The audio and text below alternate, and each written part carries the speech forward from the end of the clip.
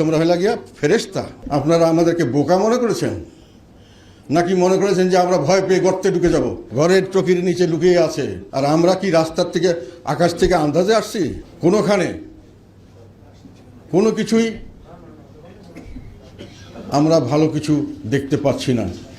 আমরা বললাম ফেসিবাদ বিরোধী, আগে আমরা বলতাম এক স্বৈরাচার বিরোধী অথবা কর্তৃত্ববাদী সরকার বিরোধী আন্দোলন। আমরা এটা করেছিলাম, কত আন্দোলনের পরে শুনলাম এটা হলো ফেসিবাদ। ঠিক আছে, ফেসিবাদ বিরোধী আন্দোলন। এই ফেসিবাদ বিরোধী আন্দোলনের পরে ফেসিবাদের পতন হলো। এখন আমরা লক্ষ্য করলাম নব্য ফেসিবাদের উত্থান হচ্ছে।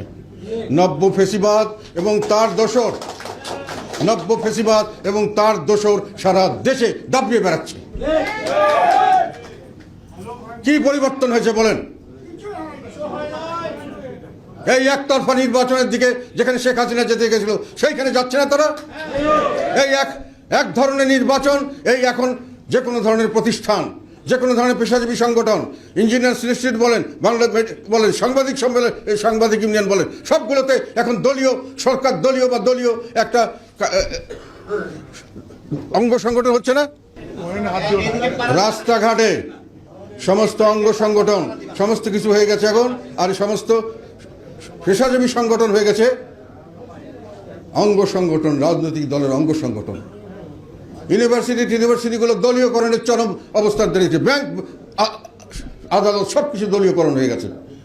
তো আপনি ফেসিবাদ দূর করে কি আনলেন? আপনি আনলেন নব্য ফেসিবাদ এবং তার দোসর। আপনারা যেখানে যান, রাস্তাঘাটে, ফুটপাত, ঘাট, মাঠ, কোনো জায়গায় চাঁদাবাজি কি কোনো বন্ধ হয়েছে? বেশি হয়েছে, অনেক বেশি হচ্ছে। কোনোখানে কি দুর্নীতি ছাড়া কোনো কাজ হচ্ছে? অফিস আদালতে ট্রান্সফার, প্রমোশন থেকে শুরু করে টেন্ডারিং করা কোনোখানে কি কম হচ্ছে?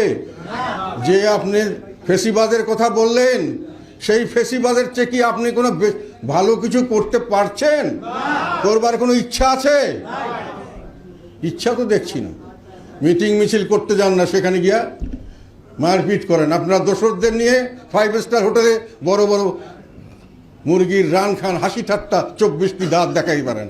আর আমাদের নেতাকর্মীরা যখন একটা ছোট্ট হোটেলে কোনো রকমে একটা ইফতার মাহফিল করতে যায়, সেখানে আমরা গিয়া হামলা করেন, মানুষের রক্তপাত করেন। এই ফেসিবাদ কি জন্যই কি আমরা আন্দোলন করেছিলাম? এই ফেসিবাদ সৃষ্টির জন্যই আর তার দোসরদের সৃষ্টির জন্যই কি দেশের মানুষ রক্ত দিয়েছে? এর জন্যই কি ছাত্র রক্ত দিয়েছে? ছাত্রদেরকে আমি প্রশ্ন করতে চাই, কি পেয়েছেন আপনারা? কার কাছে কি পেয়েছেন? একটা ছাত্র যে ইউনিভার্সিটি যাবে পরীক্ষা দিতে, সে নাকি ছাত্রলীগ, তাকে ধরে মারতে হবে, ফিরতে হবে। মহিলাদেরকে পর্যন্ত বিবস্ত্র করে ফেলা হচ্ছে। আপনি যে কোনো লোককে যে কোনো জায়গায় ধরে নিয়ে যাচ্ছেন। আওয়ামী লীগ বলে, ছাত্রলীগ বলে, হয়তো আওয়ামী লীগ হলে সব আওয়ামী লীগ, সব ছাত্রলীগ কি ক্রিমিনাল? তাদেরকে কি আপনি ক্রিমিনাল চার্জ দিয়েছেন? চার্জ দিয়ে কি আপনি প্রমাণ করেছেন?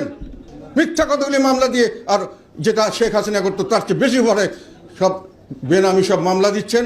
সেই মামলায় লোককে ধরিয়ে দিচ্ছেন যে শোন অ্যারেস্ট, এই মামলায় কি অজ্ঞাতনামার মধ্যে ঢুকিয়ে দিচ্ছেন।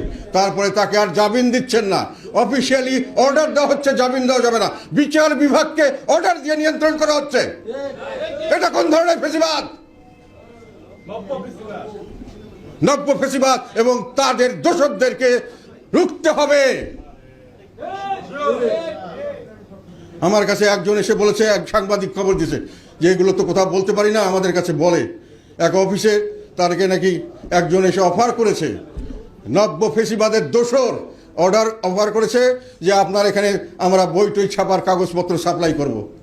উনি বলেছে, ভাই বই টই ছাপার কাগজ তো আমরা 2 বছরের কেনাই আছে, আমাদের কাছে গোডাউন ভর্তি আছে, এখন তো নতুন কাগজ কিনতে হবে না। বলে কি হচ্ছে, এটা জ্বালাই দেন। বলেন যে কেমনে জানি জ্বলে গেছে, এটা কেউ হয়তো অ্যাটাক করেছে, তারপরে আমাদের অর্ডারটা দিয়ে দেন। সুন্দর সিস্টেম চলছে, সুন্দর ফেসিবাদ চলে গেল, সুন্দর ফেসিবাদ আসলো। সেই জন্য আপনাদেরকে আমি এখানে আজকে আহ্বান করে এনেছি। দেশের মানুষ আমি মনে করি আল্লাহর তরফ থেকে আমাদেরকে এই দায়িত্ব দিয়েছে এই ফাঁসিবাদের বিরুদ্ধে রুখে দাঁড়ানোর জন্য। মাঠে তারা সবাইকে শেষ করে দিচ্ছে, আমাদের মানুষকে মামলা দিচ্ছে এবং সেই মামলায় জামিন দেওয়া হচ্ছে না। বিভিন্নভাবে মানুষকে পথে ঘাটে আমরা মিছিল করতে যাব, আমাদের মিছিলে আটক করা হচ্ছে, অ্যাটাক করা হচ্ছে। শেখ হাসিনা